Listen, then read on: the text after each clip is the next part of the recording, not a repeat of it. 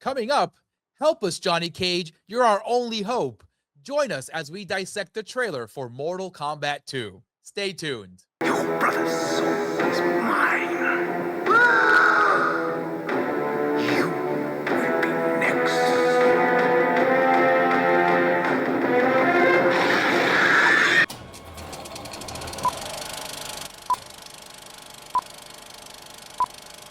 Welcome to the Morgue, where we dissect the latest and greatest in the world of entertainment. I am your host, Arturo Padilla, and with me always is Mr. Nick Valdez. Before we get started, do not forget to subscribe, hit the thumbs up, and hit that bell. That way you know when all these videos are dropping. Tex, how you doing today, buddy? Howdy, everybody. Howdy, Arturo. We got the trailer for Mortal Kombat 2. So, okay, Mortal Kombat 2 has been through like a weird little run because it was originally scheduled to hit like way earlier. Then it got delayed a few months. And when the first trailer came around last year, I think you can go back in the archive. I think we've done a Morgue episode on it. I can't remember if it goes back that far, but oh wait, no, that was with the first movie. So that goes way, way far back. But with the first trailer for Mortal Kombat 2, I remember you and I were like, yeah, this looks fine, but like it wasn't really hitting, right? Like we were like, something seems a little bit off. I knew my thing in particular was like, oh, visually, does it like it look real, like you could definitely see like the green screen and stuff like that there. And like it wasn't polished, right? But compare that to this trailer, the first, like we can consider this like the first full one, and it's looking a lot better, dude. Like that delay ended up being the best thing for it. It visually looks more appealing, I think. Yeah, dude, I absolutely agree, because when we first spoke about it, I'm pretty sure we mentioned it on the Morgue, like you mentioned. Go all the way back, buddies, and check that out. It resembled a lot like the YouTube show a little bit, right? It's like, okay, the quality looked a little bit off, but this one definitely fixes all those visual quality issues.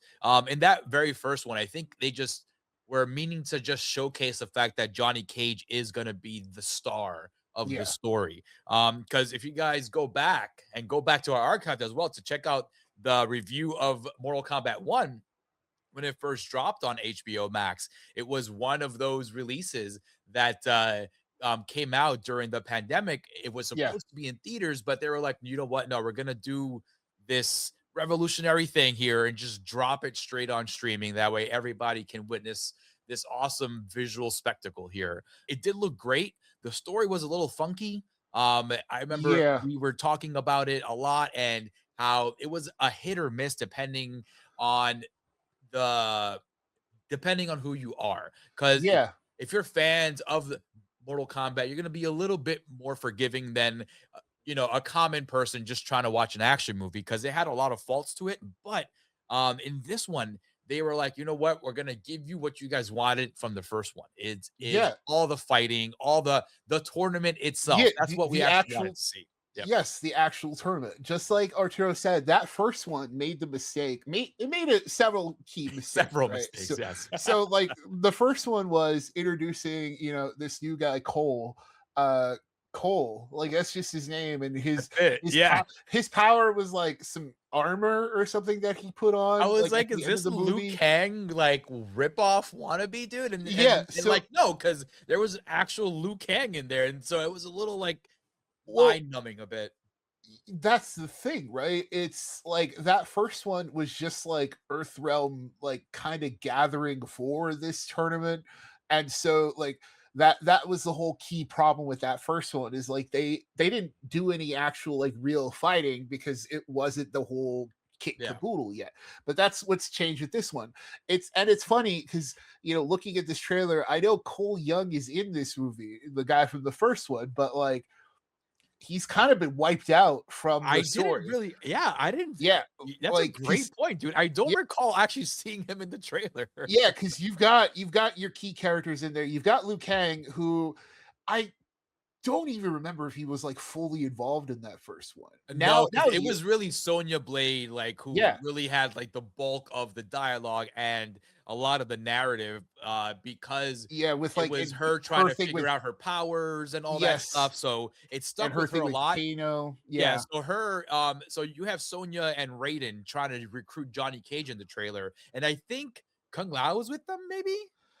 I Or I didn't know that either because it's like it looks like Kung Lao's fighting Liu Kang at one point too, where it's like, does that make sense? Because they're supposed to see, and that's the thing. It's like when you start yeah. watching to Mortal Kombat, it's like it starts kind of getting weird.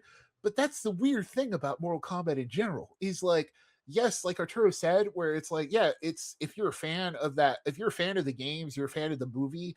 That first movie probably wasn't hitting completely, but it's weird in that like Mortal Kombat's both good when it's taking itself seriously and when it's not, right? It's like it's this weird, like especially that first movie, right? It walks such a fine line because it's so cheesy, everything Yeah. it's goofy. You've got Scorpion and Sub Zero in their like full video game looks, but in the 1995 way where it's like very bright colors and stuff. Mhm. But at the same time, it's taking its story very seriously. Like Yeah. it's got like these big stakes, you got Liu Kang trying to save Earthrealm and stuff. Like it never once like it doesn't cheese it up on purpose. And this other one, and that's what you see in the games. Like the games have gotten to this point where they're so elaborate and so serious, and there's a grand story. There's been time travel and full reboots of like the canon, and then like a retcon of those reboots. It's gotten wild, Arturo, in the games. So I like know, because they went from Mortal Kombat 11 to Mortal Kombat 1, right? yeah, and it was so with that, Liu Kang had he got the God of Time's power and was able to create his own universe, and that's what Mortal Wild. Kombat 1 is. Dude, you Yeah, told me all about it, and I was like, "What yeah, is going on in this and universe, then man?" and then in I'm Mortal over here Kombat thinking it's 1, just a fighting game, and there's like yes, this whole like Marvel, like cinematic universe tied to it. yeah, and in that one, in Mortal Kombat 1, Shang Tsung also defeated the time god and gained time powers in a different ending, right? In like in one of the games, in one of the like in 11's alternate ending, Shang Tsung won, but then like that also happened, so he's got his own world of like evil people that he's like controlling, and then it wants to invade the multi. It's really wild, but that's what I'm saying is like Crazy. these Mortal Kombat is serious, and that's the funny thing about it, right? Where it's like, yes, it's taking itself very, and then, but that's kind of why this movie looks good too, because yes, Yeah, they're taking it very seriously, but then yeah, also it's like you got Scorpion saying, "Get over here," yeah, you got yeah. Raiden in there, You got Raiden, you got people like Baraka in there, But in terms of taking it seriously, it is a way to approach this kind of franchise yeah, because it is very violent at its core, and that's honestly what brought gamers to the yeah, franchise. The violence in it, the fact that you had blood in it, and all the fighting that you can actually like all the realistic kind of fighting. So it's cool that they're actually taking it seriously because it's not the kind of fighting game that you can sugarcoat because of the core of the value of Mortal Kombat is the violence. right, So taking the approach that they are now, making the visuals look a bit more darker and a bit more realistic modern, in right, terms yeah, of in terms of what we got in the 90s version of Mortal Kombat, which was trying to emulate the video game as much as possible. Right here, they're like, okay, how can we kind of make this world realistic? Obviously, it's yeah, not a realistic kind of world, but how can we make this realistic cinematically? You yeah, know? they're emulating the current look of the games, right? And so that is the big kicker here. And so, but like we were saying, it's already learned its biggest lesson from the first one is it's the promise of like actual Mortal Kombat characters doing stuff. You got like like I said, once again, gonna trash Cole Young. Instead of him, you've got Jax with the arms. He didn't have the arms in the Yes. first one because his arms got frozen off by Sub Yeah. Zero. But And then with this one, you also have Kano, who's going to get the full eye this time around. Like he's gonna go full Kano. You've got Raiden in there, who wasn't in the first one. You've got you've got Baraka, who's also going to show up, and it's like because now, and that's the thing, and that's kind of the thing where it's like, it's taking it seriously, but like Arturo said, you kind of just need to do the fights. Like you need to do the tournament. You need to have your Shao Kahns and your Shang Tsuns in there. You kind of need to just do it, right? Like because there's a difference between taking it seriously and taking it too seriously, right? Because like part of because yes, Mortal Kombat is serious and people die and they do fight to the death. But at the same time, it's like animalities, babalities, toasties, and Yeah, like I know you all can't go, you can't lean towards Bloodsport on this one. yes, One of the greatest movies ever. Yeah, You know what I mean? you can't go full Kumite, but Yeah, you can't. Because we want to see the fatalities. We want to see the toasties. We want to see the animalities, all that stuff. That's what we were lacking from the first one. And I'm glad now that they have amped up the visuals in order to give us these cutscenes here in theater pretty much. Because like if you go on YouTube and check out the cutscenes of Mortal Kombat, they're awesome. But now we're getting that on the big screen, and I hope we get it, as close as possible to the game. Yeah, because you kind of need to look good. That's also the part of it. Like you can't look worse than the video game cutscenes, man. Yeah, like you really can't, because then people are gonna be like, well, why am I here? Right? It's like, why am I watching this movie if like Arturo said, I could go on YouTube right now and spend that 2 hours, save me that $15 ticket, and watch like the video game instead, right? And so that's ultimately what's going to be the driving force behind this one. A new take on the actual tournament itself.